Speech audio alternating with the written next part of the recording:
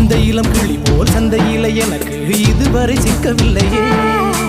என் அழகு ரசிக்க என் நெருப்பை அணைக்க இளைஞனும் கிட்டவில்லையே.